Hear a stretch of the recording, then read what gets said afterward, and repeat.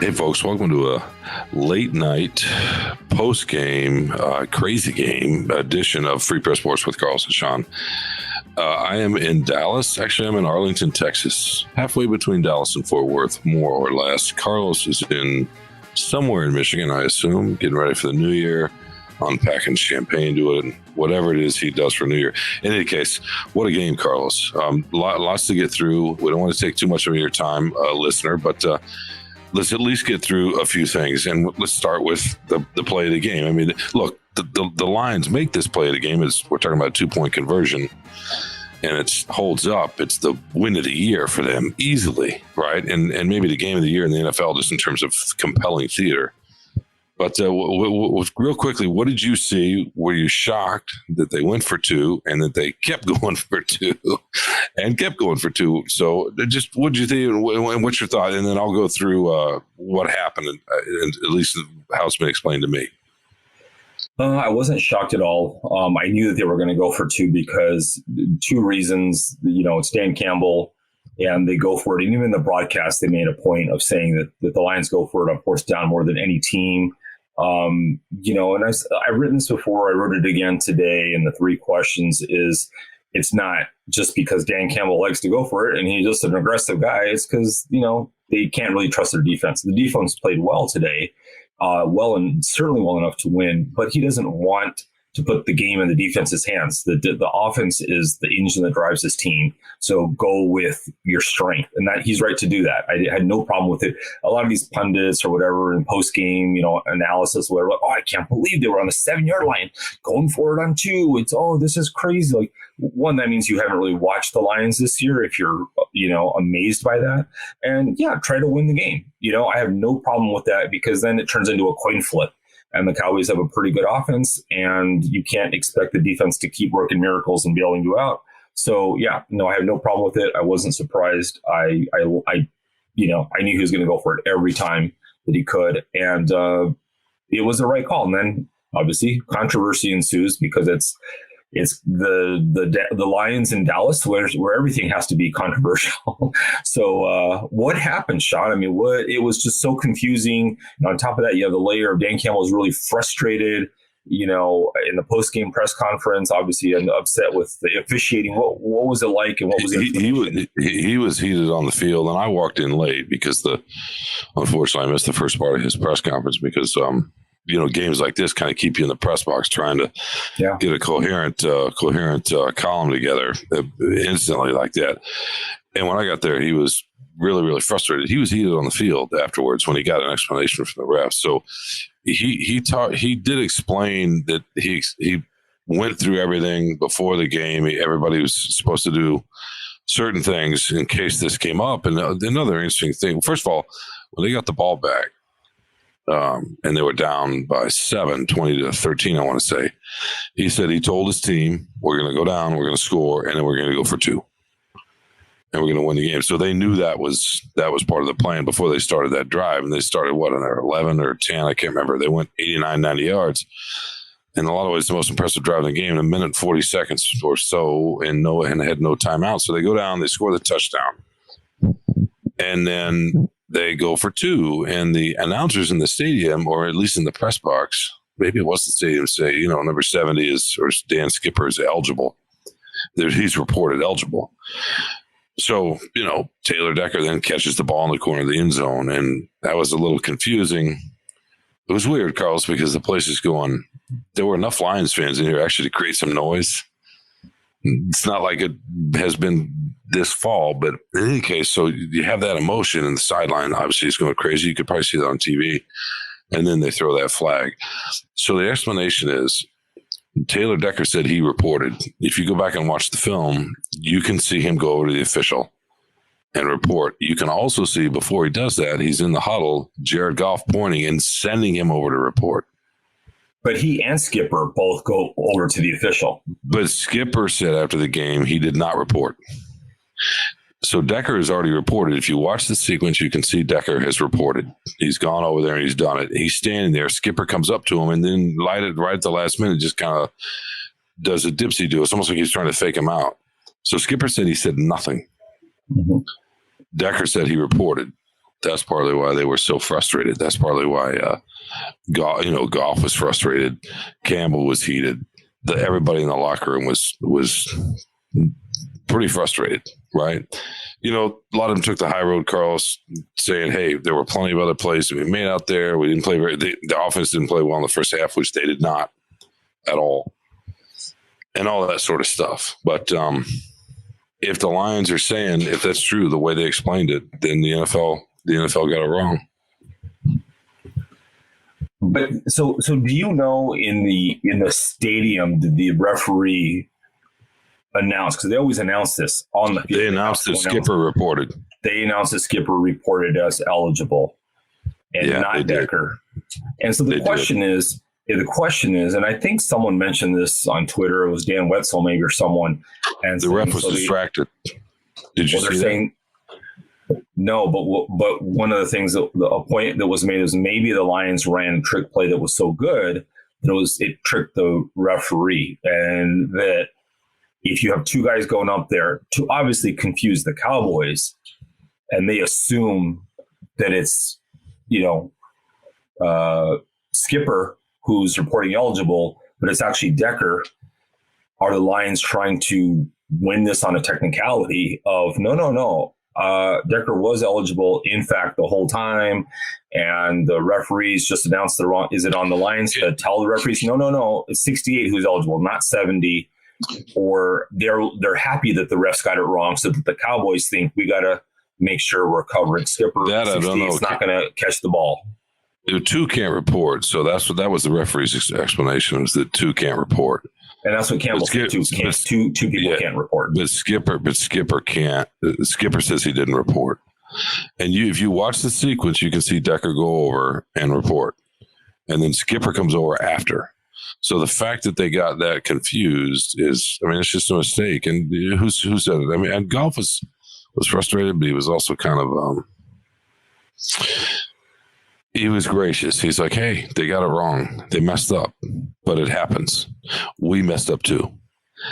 That's about as gracious. That shows a lot of maturity, right? I know it's frustrating because that mistake cost the Lions the game, but that's not the only mistake that cost the Lions the game.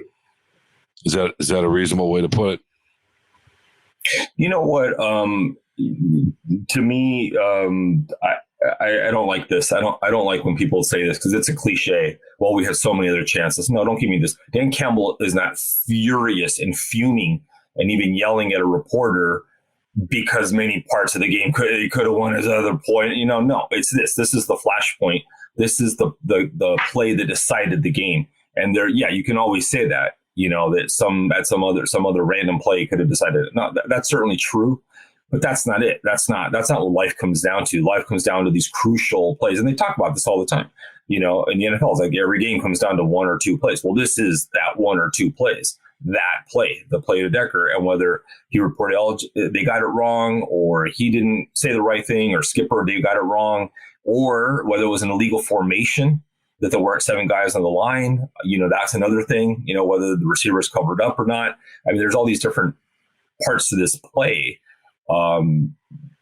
But I don't buy that. I don't buy that. If you want to, I think sometimes these guys talk about the high road or this and that, and we could have won and we had other opportunities.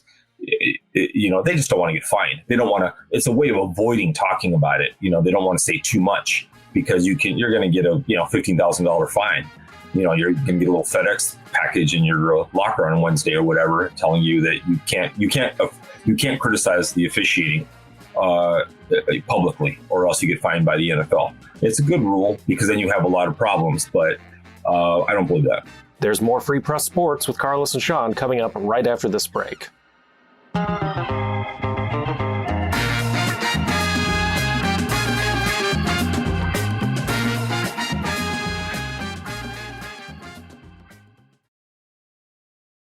But I don't agree with that, Carlos. All due respect. Of course, he was saying, Goff was speaking the truth. He's speaking the absolute truth. If they had played a great game, then yes. But they did not. They missed the sign. That was so. This is the first time, by the way, the offensive line. The Lions have lost when their offensive line's been healthy. They're about 6-1 now, or whatever. And this was easily their worst game. It wasn't just that they got physically dominated in the first half. They were missing assignments. They were whiffing. There were miscommunications. They were not sharp at all. And Ben Johnson struggled. And he's had some struggles in the end zone trying to figure out the rhythm of things. He got a little too cute sometimes. We can discuss that. They're also later. going against Micah Parsons for the first time, too. Like DeMarcus Lawrence. It's not the first time. It's not the first time that they've faced good defensive players. No, for sure. But this Cowboys team is, no, they're good defensively. But what makes them so tough at home is they average 40 points a game. They scored 20. They scored 20 today. This is the best. The defense played not great, but they were really good. Oh yeah. They gave the Lions a chance to win. So yes, that muff play, that muffed miscommunication, that it cost them, no question. But I understand looking at the whole of the game and saying, guys, if it's a great game the whole way, and you play your best your whole way, and you lose because of a mistake by the refs, then yes. But that wasn't the case. So the opposite of this is, if you want to belabor the point, is if they win the game on that 2-point conversion, are they talking about, but we could have also won the game with another play, and if I hadn't thrown that interception? No, they would have said, oh, this is amazing, and a celebration video, and Taylor Decker and the old guard and blah, blah, blah. No, you can't have it both ways. But you're not having it both ways. But they would have said what they always say when that happens. They would have said, we stunk.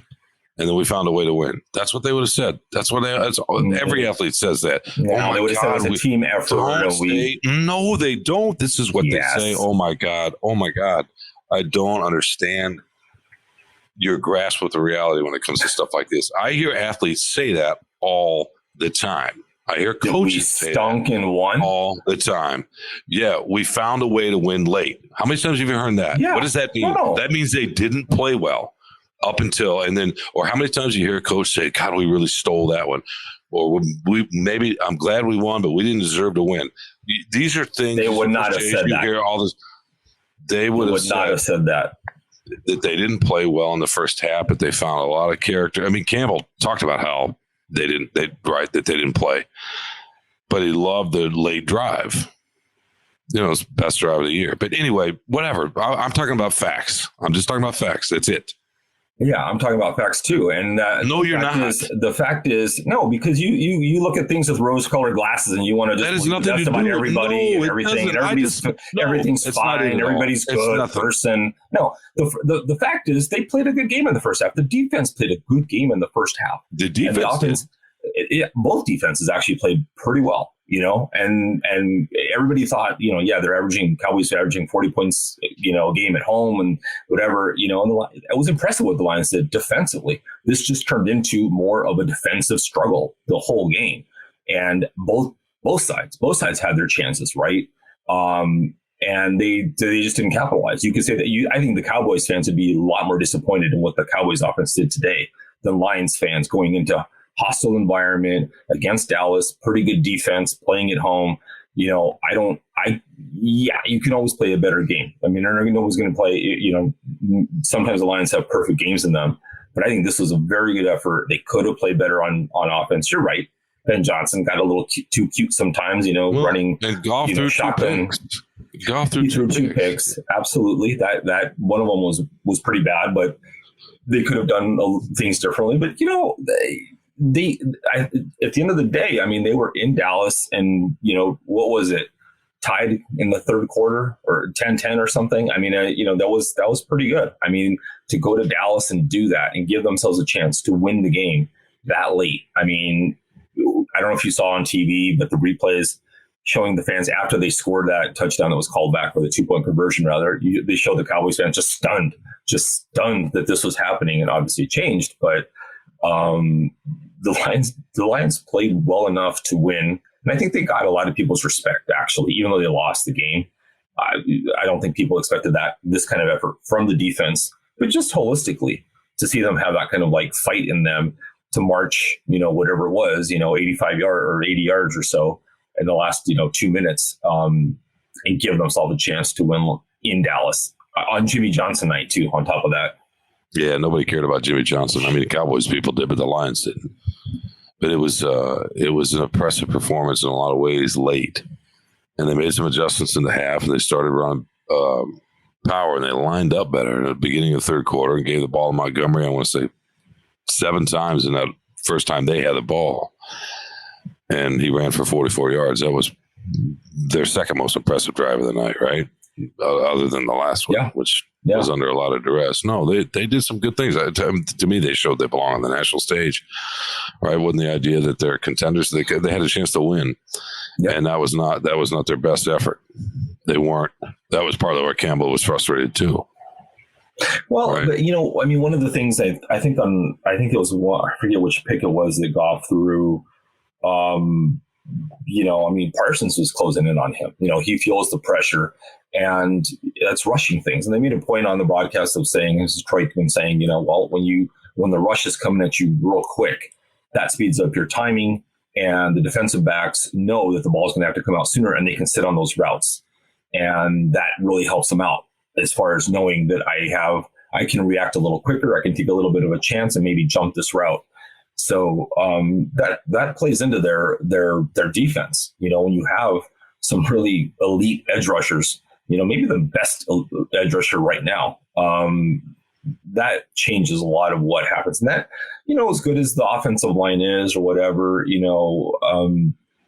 it's tough. It's going to be tough when you're playing on the road against a really good defensive line. And they're also going to, I think they went after Graham Glasgow a lot. They did. Weakest part of the offensive line. That's smart. And that's the problem with the offensive line. Once you have 5 all pros, someone's going to, have a weak point on the wall that you're going to attack. It's only natural, but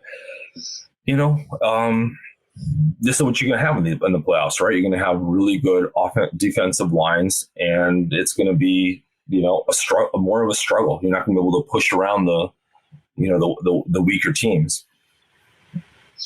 No, for sure. But they were flat out missing assignments. I mean, you're right. Glasgow did whiff a couple of times. They were missing assignments. They just weren't.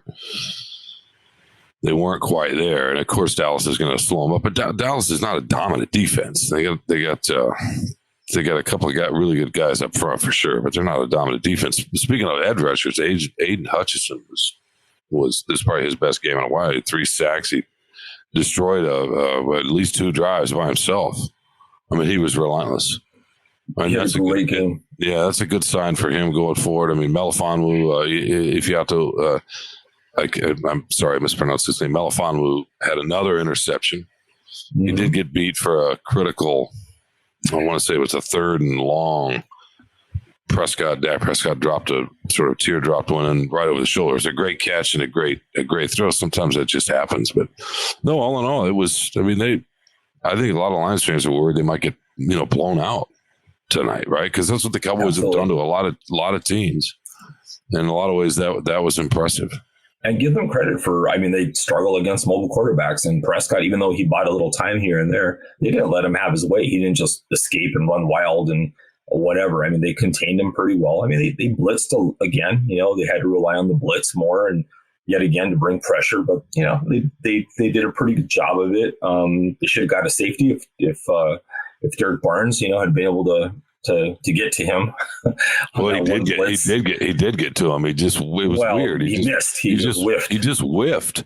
Yeah, you don't see that very. And part of me wondered if that was him starting to pretzel himself up in his head about hitting him and taking a personal foul. Who knows? Maybe. That's that was a weird one. That was a strange play. But they give them credit. They really did what they needed to do, and they stopped the run game and forced them to kind of be more one-dimensional, having to pass. And it was a good game plan. They executed well. Hutchinson had a good game. Tyron Smith is older, so that probably helped him go a little slower, getting around him with the spin moves. But I was impressed with the defense. It was a tall order to go to Dallas and stop that offense, and they did it for the most part. So gave the offense plenty of a chance to win a game that they very well could have won. So, and had one for 2 seconds, right? Or maybe 15 seconds. And that's what I wrote in my first column was It's a reminder that they're, I know this is a tough loss, but they belong here. I mean, maybe nobody's beaten San Francisco or Baltimore in the AFC. Maybe those are your Super Bowl teams. I don't know, but they belong, right?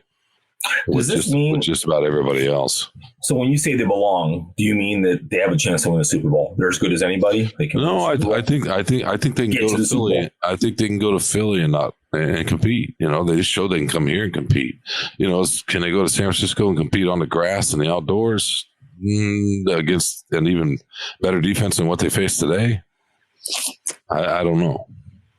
That might end up like that sounds like a no. That sounds like a no to me.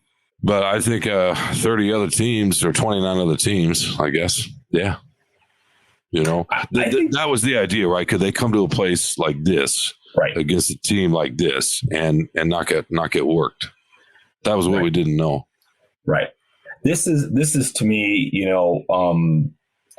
this to me proved that they can get to the Super Bowl. And they can win it because this is exactly the kind of game, the measuring stick game that we've been waiting for the whole season, because they've had a pretty easy schedule.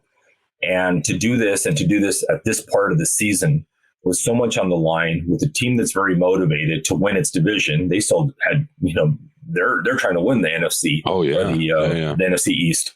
So they're really motivated. It's Jimmy Johnson night, by the way, which is a big deal to the Cowboys and to owner Jerry Jones. They don't want to lose on that night. Which is, I think, one of the reasons they held it on this night, to go against a very good opponent, to give them a little extra juice, maybe.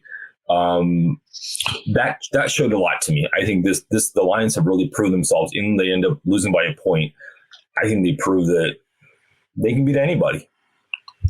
They can or at least play right there with anybody. Yeah, or at least play with anybody for sure. Yeah, the Jimmy Johnson thing, I'd be surprised if the Cowboys themselves, the players themselves, were thinking about that. And for all I know, it was a scheduling thing. Just had to do with Jimmy Johnson. But I wouldn't necessarily go that far. But no, your point about this being... They announced it. They announced it in November when they knew how good the Lions were, when they got to like 6-1 or whatever it was.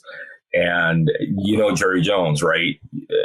Things like this really matter to him, and he's basically in the locker room. He's an assistant coach, so I'm sure he communicated, and it was communicated to the players that this is a very important game for many, many reasons. But our owner, does not want to lose this game, does not want to feel bad about this game afterward, and you better damn well win this game. Yeah. I can't imagine any good coach actually saying that. That seems counterproductive to me. And the fact that they announced it in November, the Lions were already good by November. So I think you're reaching on. I think you're reaching on that one. But the Cowboys, I don't know if they're motivated. What do they care about Jimmy Johnson?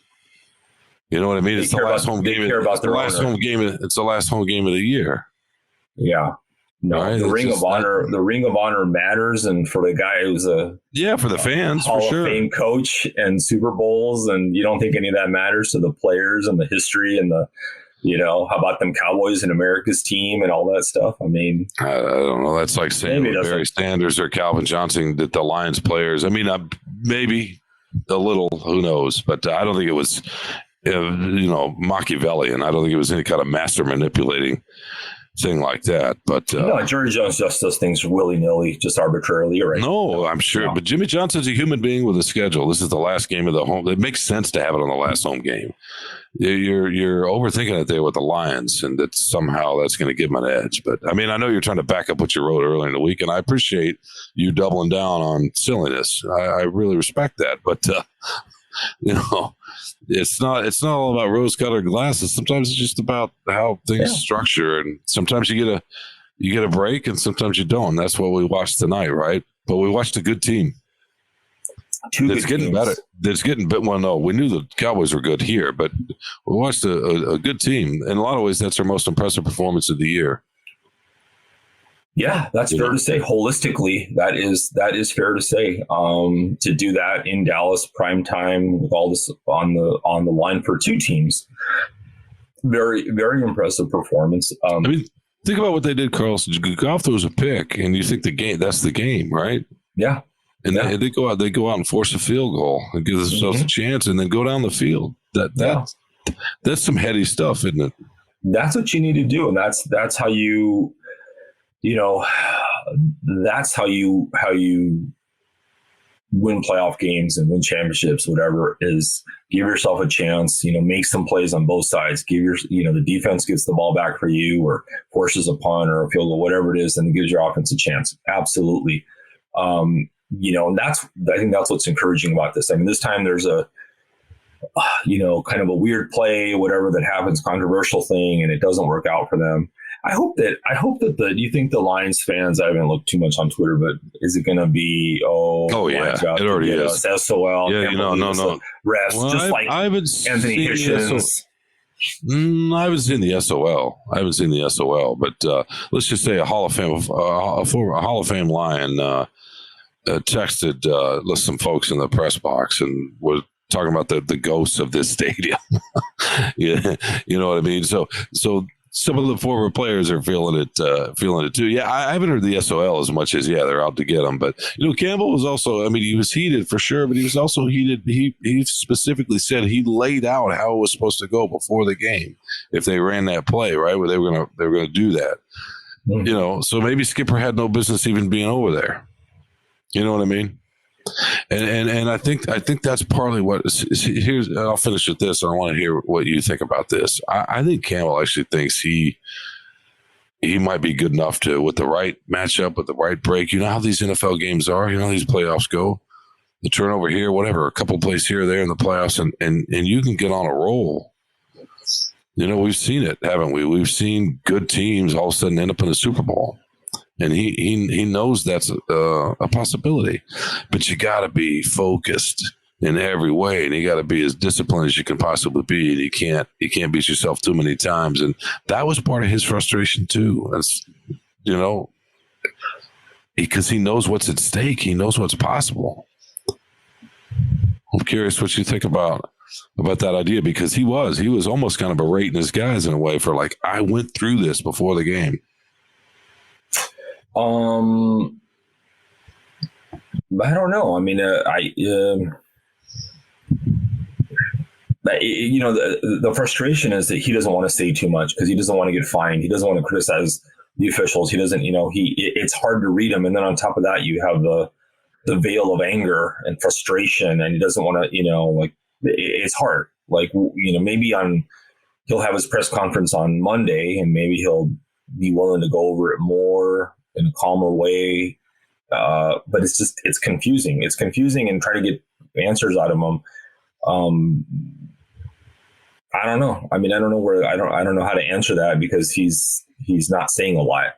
But if he feels that it appears that he feels as though he was in the right, as though he went through all these different scenarios of trick plays or whatever it is, conversion, 2-point conversion. I don't know what he goes over with the refs. But if he felt he laid it out, and here comes one of the plays that he specifically laid out to them, and in this case, our offense, Decker will report as eligible, and they got it wrong. They reported Skipper as eligible. I don't know. I wish he would go into detail about that. But he starts off with, I don't even want to talk about this, great. So we'll never know. No, I know he said that. I was actually a little bit, to be honest with you, because I walked in, I was unclear when he was talking about that, whether he was talking about his own team or the refs. Like when they were going over a few things, was he saying, okay, I want this guy's going to be here, and this guy's going to be here, and this guy's going to go say this and this. He might have been talking about his team. I hate to speculate like that. That would make sense too. That's the kind of thing you could see one to go over, right? And having, because you don't do it very often. It's weird because I think the problem with the NFL and football is it's all about trickery and subterfuge and misdirection and all this other stuff, right? And certainly if you're trying to sort of trick the other team into thinking one player is eligible and it's actually the other guy, you could potentially confuse the referees as well, and then if you're trying to confuse the other team, are you going to somehow stop them and say, no, you got it wrong? It's this, to try to clear up something that's meant as a misdirection. It's a complicated issue. So that's where I wish that he would hopefully go into detail yet. But then again, he doesn't probably want to go into too much detail because he might try to use the play again later on in the playoffs or whatever. So it's always hard. I mean, I've always found that hard is trying to get some information about what coaches are thinking and what went wrong and why. And, they get frustrated because we don't understand what's happening, and it's tough. They want it both ways. They don't want to be questioned about things, and they want understanding, yet they don't want to provide any clarification or clarity on certain things. So I don't know if it gets leaked through other sources. Potentially, maybe we'll find out more about it.